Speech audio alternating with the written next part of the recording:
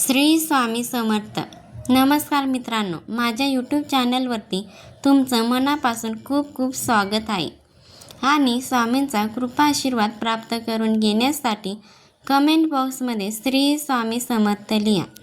येत्या 15 जूनला म्हणजे सोमवारी आली आहे सोमवती अमावस्या आणि वर्षातील पहिली सोमवती अमावस्या आहे.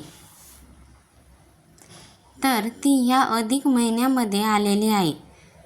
त्यामुळे ती अधिक पवित्र आणि फलदायी मानले जाते.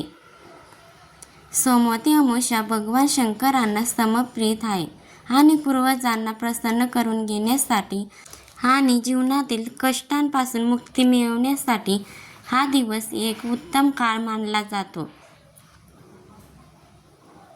आणि म्हणून सोमवती अमावस्येच्या दिवशी पूजा, उपवास आणि दान करणे हे खूप शुभ मानले जाते. त्यामुळे जीवनात संतुलन, शांती आणि समृद्धी येत असते. त्याचबरोबर योगायोगाने ही अमावस्या अधिक महिन्यामध्ये आलेली आहे. त्यामुळे या तिथीला विशेष असे महत्त्व दिले गेले आहे. हिंदू पंचांगानुसार या सोमवती अमावस्येचा प्रारंभ 14 जूनला दुपारी 12:14 सुरू होणार आहे आणि समाप्ती 15 जूनला सकाळी 8:14 संपणार आहे. आणि म्हणूनच सोमवती अमावस्या 15 जून रोजी साजरी केली जाणार आहे. आता प्रत्येक महिन्यामध्ये अमावस्या तिथी येत असते आणि प्रत्येक अमावस्या तिथीचे महत्त्व हे वेगवेगळे असतात. सोमवती अमावस्या ही पूजा, स्नान आणि दान धर्मासाठी अत्यंत महत्त्वाचे मानले जाते.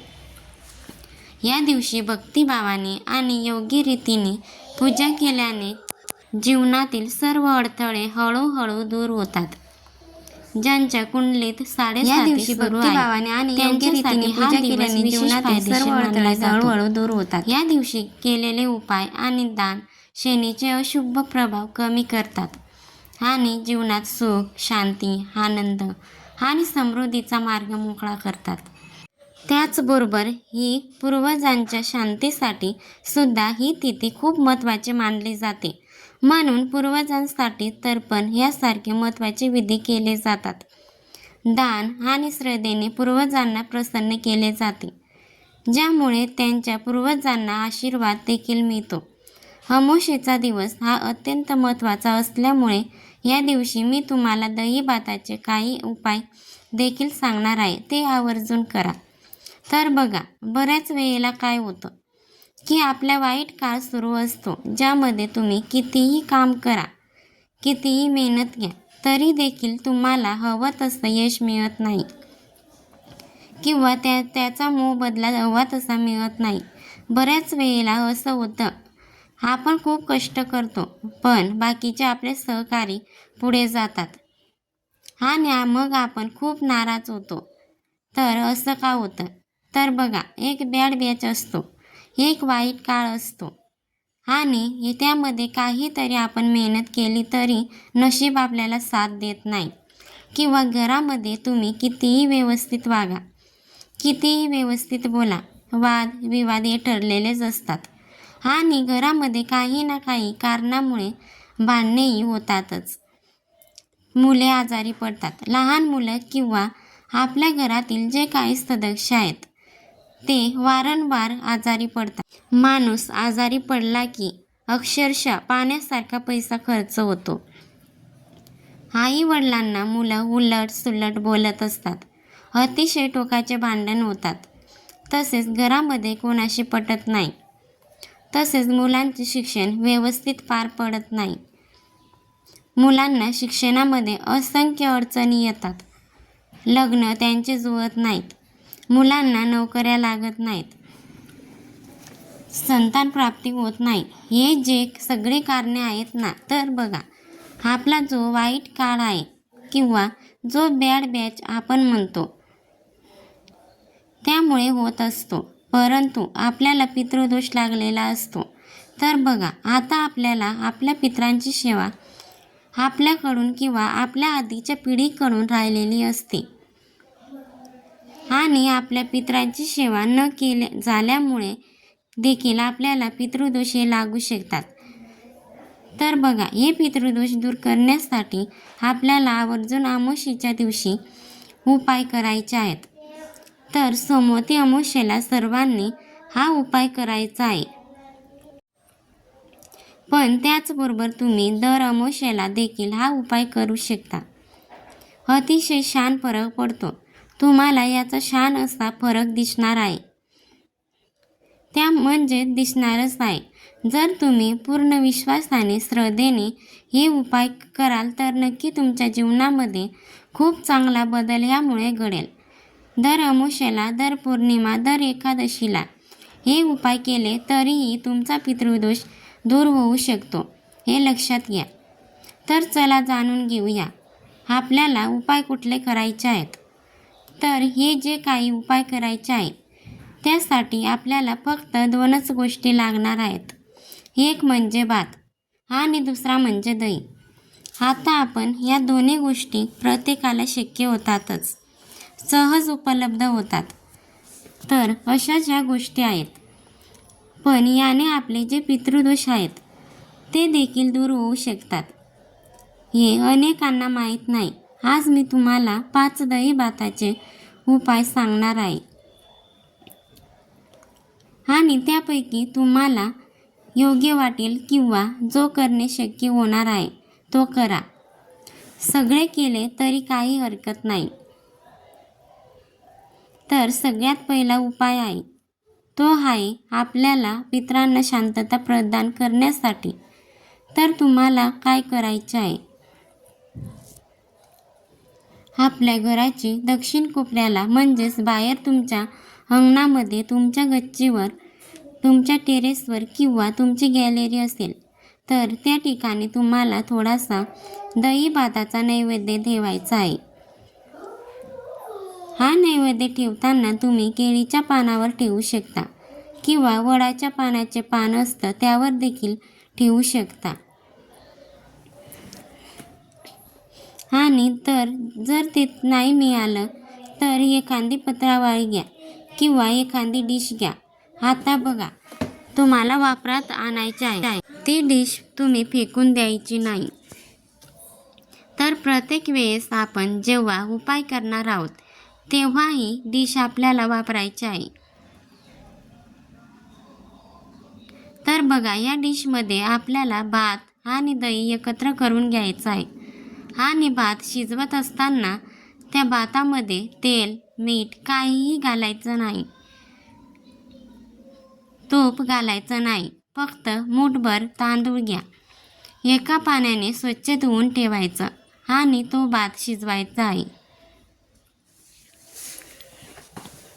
फक्त एका पाण्याने धुवायचा आणि नाही धुतला तरी चालतो, पण एका पाण्याने धुवायचा, काही हरकत नाही. आणि तो शिजवल्यानंतर त्यामध्ये आपल्याला दही एकत्र करायचं आहे. आता हा भात आपण शिजवणार आहे तो आपल्या खाण्यातील भात नसावा. उपायासाठी नेहमी वेगळा भात शिजवायचा आहे, हे लक्षात घ्या. आता अशा प्रकारे तो नैवेद्य आपल्याला दक्षिण दिशेला ठेवायचा आहे. जसा आपण ते बनवतो, भेटी दाखवताना भरीव चौकोन करतो तसा आपल्याला वर्तुळ काढायचा आणि त्या वर्तुळावरती ही प्लेट ठेवायची आहे किंवा ही पत्रावळी ठेवायची आहे. त्यावर ती गोलाकार पाणी फिरवायचं आहे आणि त्यानंतर पितरांना एक प्रकारे आमंत्रित करायचं आहे की हा नैवेद्य अगदी मनापासून मी ते तुमच्यासाठी ठेवलेला आहे आणि तुम्ही त्याचा स्वीकार करावा. हे जे आमचे दोष आहे ते दूर करावे, तुमचा भरभरून आशीर्वाद द्यावा, अशा प्रकारे प्रार्थना करायची आहे. आणि दक्षिण दिशेकडे तोंड करून पितृदेवताय नमः असं 11 वेळेस म्हणायचं आहे. तर अशा प्रकारे हा पहिला उपाय तुम्हाला करायचा आहे. आता कावळे किंवा पक्षी जे कोणी येऊन हे भात खातील, त्यानंतर उरलेला भात असेल तर तो तुम्हाला दुसऱ्या दिवशी एखाद्या झाडाखाली टाकून द्यायचा आहे किंवा तो निर्माल्यामध्ये देखील तुम्ही टाकू शकतात. आता त्यानंतर दुसरा जो उपाय आहे तो असा आहे की एक शेणाची गौरी घ्यायची आहे. छोटीची गौरी घ्या, त्यावर 2-4 कापूरवड्या टाका ठेवायच्या आहेत. थोडंसं तूप टाकायचं आहे आणि प्रज्वलित करायचं आहे. आता हे प्रज्वलित केल्यानंतर अशाच प्रकारचा दही भात थोडासा त्यावरती शिंपडायचा आहे आणि ओम पितृदेवताय नमः असं म्हणायचं आहे, जेणेकरून हा नैवेद्य त्यांच्यापर्यंत पोहोचेल आणि त्यांच्या आत्म्याला शांती देखील मिळेल. तर हा देखील एक सोपा आणि साधा पण अतिशय प्रभावी असा उपाय आहे. त्यानंतरचा तिसरा जो उपाय आहे तो असा, आपल्या संपूर्ण गच्चीवर प्रत्येक दिशेला अशा प्रकारचा दही भात थोडा थोडा ठेवायचा आहे. म्हणजे 8 कोपऱ्यामध्ये, म्हणजे 8 दिशांना, आणि त्यानंतर पितरांना आमंत्रित करायचं आहे आणि आपली जी काही इडापिडा आहे ती निघून जाण्यासाठी प्रार्थना देखील करायची आहे. अतिशय सोपा आणि साधा उपाय तुम्हाला सांगत आहे.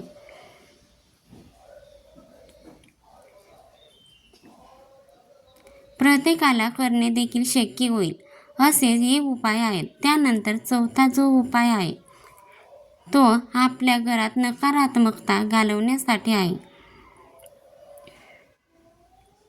किंवा आपल्या घराला वाईट बाधा असेल, पितृदोष असेल तर तो दूर होण्यासाठी काय करायचे आहे.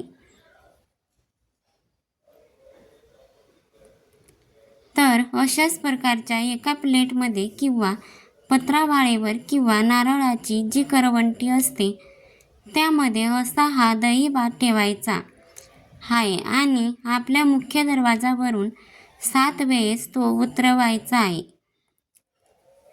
आणि त्यानंतर हा दही भात आपल्याला एखाद्या मोकळ्या ठिकाणी टाकून द्यायचा आहे. पण टाकताना एक काळजी घ्या. बघा, कोणाचाही पाय पडता कामा नये, कोणीही ओलांडणार नाही अशा ठिकाणी टाका.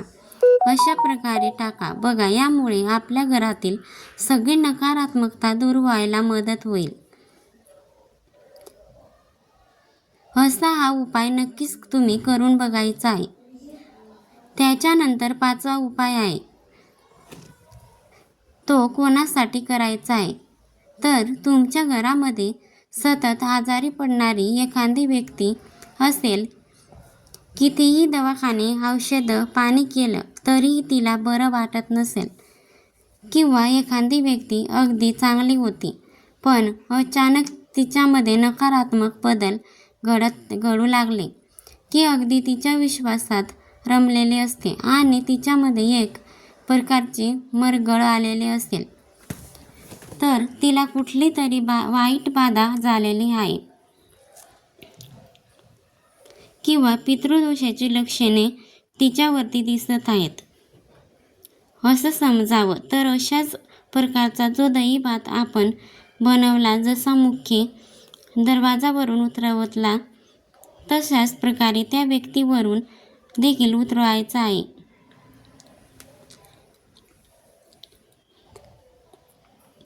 समजा तुमच्या घरामध्ये लहान मुलं असेल आणि तुमच्या पूर्वजन्माला आलेले असतील, तर बघा, बऱ्याच घरामध्ये एखादे लहान मूल एखाद्या जन्माला आलं की त्यांच्या शरीरावर खून असते.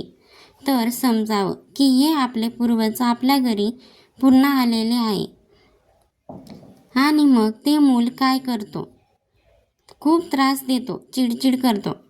अशी समस्या जर तुमच्या घरामध्ये असेल तर त्या मुलावरून अशा प्रकारचा दही भात उतरवा.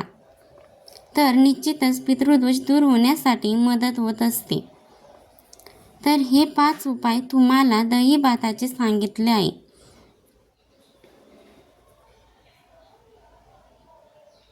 आता तुम्ही सांगा, कुठलाही यामधला एकही उपाय जमणार नाही असा अजिबात होणार नाही. कारण खूप सोपे पण तितकेच प्रभावी असे उपाय ही आहे. तर प्रत्येकाने हे करून बघा.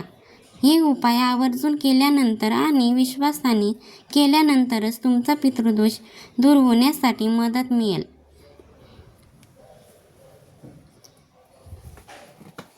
आणि बघा, ज्याला पितृदोष असतो ना, त्यांच्या प्रत्येक कामामध्ये अडथळे निर्माण होत असतात. आणि मग त्यांना नारायण, नागबली किंवा मग मातृगाया वगैरे इकडे जायला सांगतात. त्र्यंबकेश्वरला जाऊन नारायण नागबली केला तर निश्चित आपला पितृदोष दूर होतो. पण ह्या गोष्टी करणं अगदी सोपं नसतं.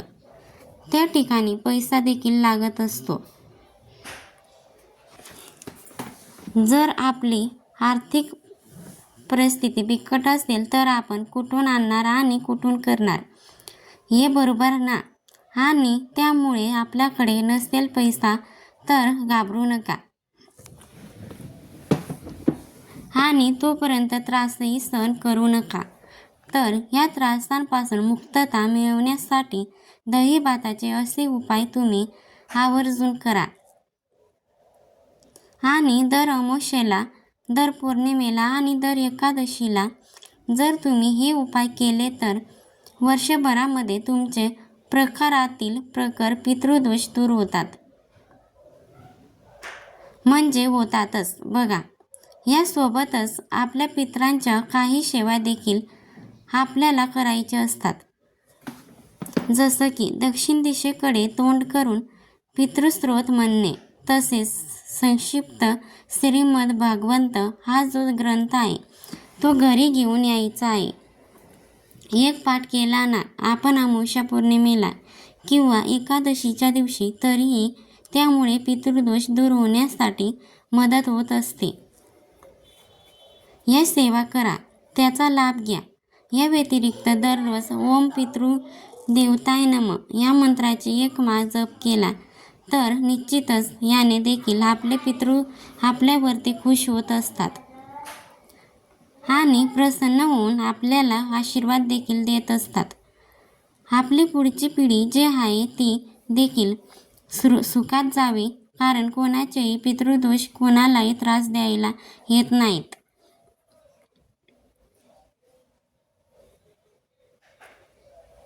पण जर आपल्या पूर्वजांकडून काही चुका झाल्या असतील, नकळत मुद्दाम कोणीही करत नाही, पण झालं असेल तर त्यांचे परिणाम आपल्याला भोगावेच लागतात. आता जाता जाता एक शेवटचा उपाय देखील सांगून जाते.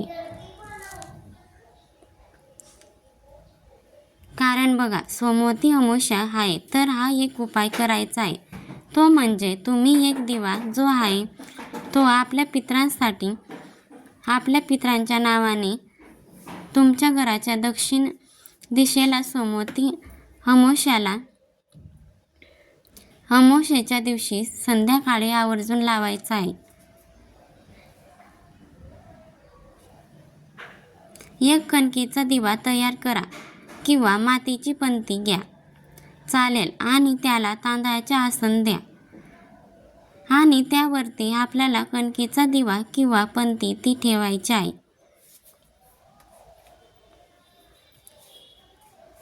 त्यामध्ये तिळाचे तेल टाकायचं किंवा तुम्ही देवासाठी जे तेल वापरतात ते तेल वापरलं तरी सुद्धा चालेल.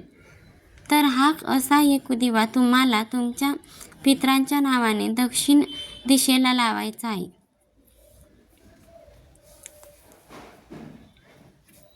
त्याचबरोबर जर तुम्हाला जमलेस तर त्यामध्ये थोडेसे काळे तीळ टाका.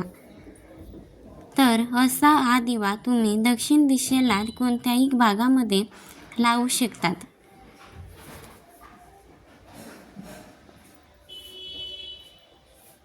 तर बघा, उपाय कोणताही असो, फक्त श्रद्धेने करा.